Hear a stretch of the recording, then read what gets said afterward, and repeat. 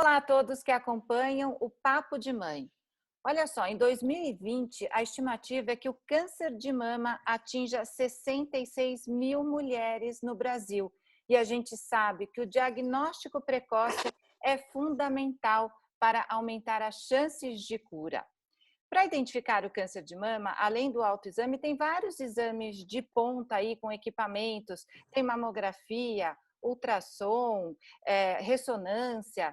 A gente vai entender tudo isso melhor, falar de diagnósticos e de tratamentos, né, Rô? A nossa conversa hoje, Mari, é com a doutora Flora Fingerman, que é médica radiologista e coordenadora do grupo de mama do grupo DASA em São Paulo. E, doutora, eu queria saber se nessa fase de pandemia, se as mulheres deixaram de fazer a mamografia e o que significa isso para a nossa saúde. Olá, meninas, muito obrigada pelo convite, é um prazer estar aqui com vocês, ainda mais falando sobre esse tema e, assim, quase finalizando o Outubro Rosa, lembrando desse tema. Sim, a gente notou uma intensa redução do volume de mamografias em todos os serviços, tanto públicos quanto privados, então muita gente mesmo deixou de fazer mamografia. E nós sabemos que a importância da mamografia é o que vocês falaram, né? O rastreamento precoce do câncer de mama, porque a gente sabe que o câncer de mama, diferente de outros tipos de câncer, ele não tem especificamente uma prevenção direcionada para ele. Então, a arma que a gente tem contra o câncer de mama, que é o câncer mais frequente em mulheres, é o diagnóstico precoce. Então, a situação da pandemia trouxe um panorama muito grave em relação ao câncer de mama e realmente muita gente deixou de fazer esse diagnóstico precoce. Nós tivemos, no auge da pandemia, em abril, uma redução de 90% do volume de mamografias. Foi muito. Depois de abril, maio, junho, está progressivamente retornando, até que a gente agora já está com um movimento quase normal. Ainda aí uns 10% abaixo do normal.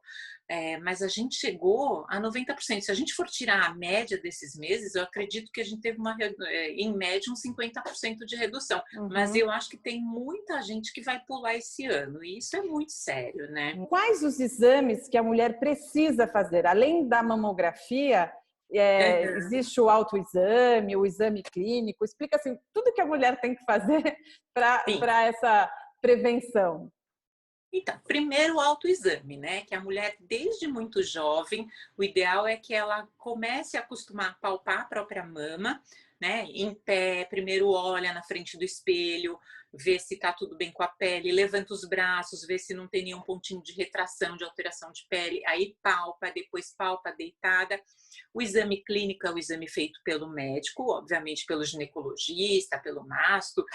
E a recomendação é que toda mulher, no momento que começa a ter atividade sexual, comece no ginecologista todo ano, até antes. Hoje em dia as mães levam as meninas já adolescentes para tomar vacina de HPV, previne o câncer de colo de útero. Então as meninas hoje começam bem cedo com a questão da prevenção.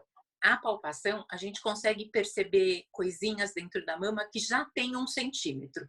Para ser palpável tem que ter 1,5 centímetros. Tá? Então a gente percebe os nódulos pequenininhos, mas não tão pequenininhos que nem a gente encontra nos exames radiológicos, que é na mamografia e no ultrassom. A mamografia é o método comprovado que propicia que a gente encontre o câncer com milímetros. E quando a gente descobre nessa fase, a chance de cura chega a quase 100%. Quando que a mamografia é indicada e quando que são indicados esses outros exames, como o ultrassom de mamas e a ressonância? Certo. A mamografia ela é indicada a partir dos 40 anos por todas as sociedades médicas, então 40 anos anualmente até os 74 anos. Se essa mulher com 74 anos está bem de saúde, ela não tem nenhuma doença grave, tem uma expectativa de vida boa, ela continua fazendo mamografia até 80, 90, enquanto estiver bem, continua fazendo mamografia todo ano, tá? Quando a gente faz a mamografia, a imagem que aparece pra gente, A mama, ela é composta de dois tecidos, o tecido glandular, a glândula mesmo, né, aquela parte que produz o leite, e na mamografia ela aparece branca, e a gordura que aparece escura, transparente, tá? Essa questão da gordura da mama não tem nada a ver com a pessoa ser gorda ou magra, independe do peso, é um tecido da mama mesmo, tá? E todas as mulheres têm uma variação. Tem gente que tem mais glândula, menos gordura, mais gordura, menos glândula. Não tem muito a ver com a idade, não tem a ver com o peso, tem a ver com a genética da pessoa. Então, quando a gente fala que aquela mama tem muita glândula, na mamografia ela parece muito branca, a gente fala mama densa, tá? Mais ou menos metade das mulheres tem a mama mais densa e a outra metade não tem. Para quem tem a mama densa na mamografia, é importante complementar a mamografia com ultrassom de mama de rotina. Porque a mama na mamografia, quando ela é densa, ela fica toda branca. Então, a gente não tem o contraste necessário para perceber alguma coisinha pequena, eventualmente, nessa mama. A gente vê calcificações, vê áreas de alteração da arquitetura, mas, eventualmente, um nódulozinho pequeno, o ultrassom entra aí para complementar. Então, mamografia a partir de 40 anos para todo mundo, ultrassom de mamas para quem tem a mama densa. A ressonância de mamas, ela é usada como rotina para mulheres de alto risco. Quem que a gente chama de alto risco? É quem teve parentes diretos com câncer de mama, e aí é mãe, irmã ou filha. Para quem tem vários casos de câncer de mama na família, para quem já teve alguma biópsia de mama que deu alguma lesão pré-maligna, quem tem um ou mais casos de câncer de mama em parentes próximas, normalmente começa a fazer essa rotina antes. Então, por exemplo, se a mãe teve o câncer aos 40 anos, então a filha começa aos 30. Então, assim, a recomendação da gente nesse momento agora é voltem para fazer seus exames, tá? É importante. Dentro disso, doutora Flora, queria até que você explicasse qual a importância do Outubro Rosa, de ter esse mês para falarmos mais sobre isso, para fazermos o alerta. Eu acho que é um mês de conscientização, é um mês que se fala muito sobre isso. Eu acho que para nós mulheres é super importante, porque você vê, né, o câncer de mama é o câncer que mais incide mulheres e que mais mata. E o câncer de mama incide em mulheres jovens, né? Começa aos 40, que não atinge tantas mulheres, mas a partir dos 50 anos, hoje em dia, né? Uma mulher com 50 anos está no auge da vida profissional e está super produtiva. Então, eu acho que é muito importante para nós mulheres aproveitarmos esse mês para esgotarmos esse assunto, falarmos muito sobre isso, porque é uma doença muito comum. A gente sabe que se a gente todas nós vivermos até os 80 anos, 1 a cada 10 vai ter câncer de mama. Não é culpa das mulheres que essa doença é tão frequente entre nós, mas a gente tem uma arma para lutar contra ela, que é o diagnóstico precoce. Eu queria até esclarecer, doutora Flora, porque tem vários tipos de câncer de mama. Isso é super importante, porque a gente sabe que câncer de mama não é uma doença só, são várias doenças, né? Então, a gente tem, vamos dizer assim, de maneira geral, 2 jeitos de dividir o câncer. O primeiro é aquele estadiamento tradicional, que a gente vê o tamanho, se ele está só na mama ou se ele já está comprometendo os linfonodos, os gânglios da axila, ou se já tem algumas células dele em órgãos distantes, que a gente chama de metástase. Então, esse tipo de estadiamento é super importante a gente fazer, né? Saber se ele está localizado, se ele está loco-regional ou se ele já está espalhado pelo corpo. E tem a outra classificação, que é como se fosse uma classificação molecular do câncer, que aí são outros exames que a gente faz no próprio tecido retirado do tumor, para saber que tipo de receptores e que a gente chama imunohistoquímica que ele tem. Então, tem um grupo de tumores, por exemplo, que a gente fala que é o HER2 positivo, que ele tem expressão de uma proteína na célula, que é um tumor mais agressivo, que cresce muito rápido, que é comum naquelas mulheres que têm mutação genética. E tem o câncer, que são aqueles luminais, né? nessa outra classificação, eles têm aqueles receptores de estrógeno e progesterona na célula dele. Então, é um câncer que normalmente evolui de uma maneira mais lenta. É esse que a gente consegue pegar na mamografia nos exames de rotina, porque ele demora muitos anos para crescer, né?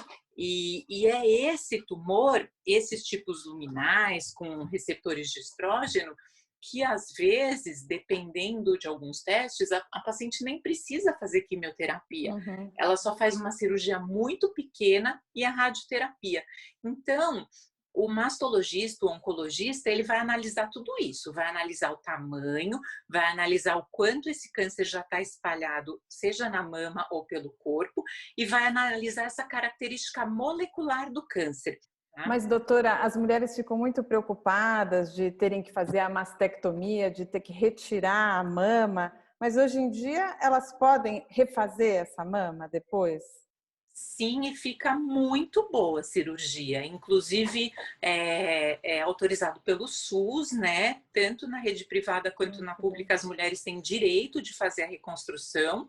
Outra coisa que a gente viu na pandemia é que muitas cirurgias de reconstrução foram canceladas, né? Foram deixadas mais para frente. Mas, enfim, acredito que vão acabar sendo feitas.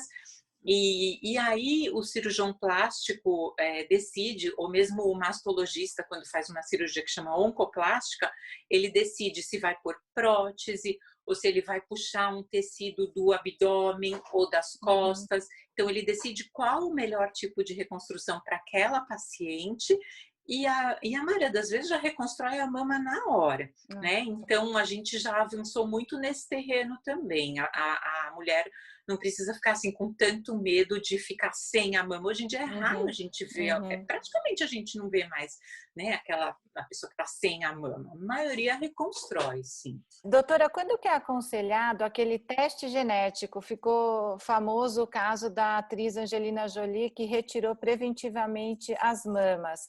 E aqui no Brasil é feito esse teste genético? Tem essa indicação em alguns casos? Sim, tem e está cada vez mais sendo utilizado. Então, quem pede o teste genético? Normalmente o ginecologista, mastologista, oncologista da paciente, quando ele suspeita, né, por algum motivo que possa ter uma mutação genética, algumas pessoas, só 5 a 10% das pessoas que têm câncer de mama têm mutação. Mas quando, por exemplo, tem muitos casos de câncer numa família, ou tem um caso de câncer de uma mulher muito jovem, ou casos de câncer de mama masculino, ou muitos casos de câncer relacionado, sabe? Pâncreas, intestino, próstata, famílias com muitos casos de câncer que são meio que da mesma família do câncer de mama, aí o médico pede o teste genético. Por que eu acho super importante isso? Porque a mulher, quando tem um resultado positivo nesse teste, ela consegue atuar, né? Então, se a mulher sabe que ela tem um risco aumentado para câncer de mama, ela pode decidir, né? Ela pode decidir fazer a cirurgia que nem da Angelina Jolie, que reduz muito o risco dela ter câncer, porque ela praticamente retira todo o tecido mamário e põe a prótese. Ou se ela está em idade fértil, ainda não teve filhos e vai querer engravidar, ela pode retirar os óvulos para guardar. Obrigada, doutora Flora. Para encerrar, você quer deixar algum recado sobre, até para os médicos, porque eu acredito que dar uma notícia dessa para uma paciente, tratar uma paciente com câncer, tem que ter toda uma sensibilidade, uma psicologia. Você quer deixar esse último recado de como o médico tem que ser acolhedor? Eu acho que isso para todas as doenças é muito importante, mas para câncer de mama é essencial, porque a mama tem um significado muito forte para a mulher. A gente realmente tem que ter uma sensibilidade redobrada, entender que a gente muitas vezes está com a mulher no pior momento da vida dela, no momento mais difícil, e transmitir isso, né? Calma, tranquilidade e praticamente certeza de que ela vai conseguir ficar curada, né? Então, nós também ficamos bastante esperançosos e mesmo dando uma notícia que não é tão boa, a gente costuma falar, olha, você teve muita sorte de descobrir isso pequenininho, porque você está curada. Você tem um negócio, mas você está curada. Ah, Né? que bom. E é isso, meninas. O recado é cuidem-se. É isso aí. Muito Obrigada, obrigada, doutora. foi ótima, doutora. Parabéns pelo seu trabalho.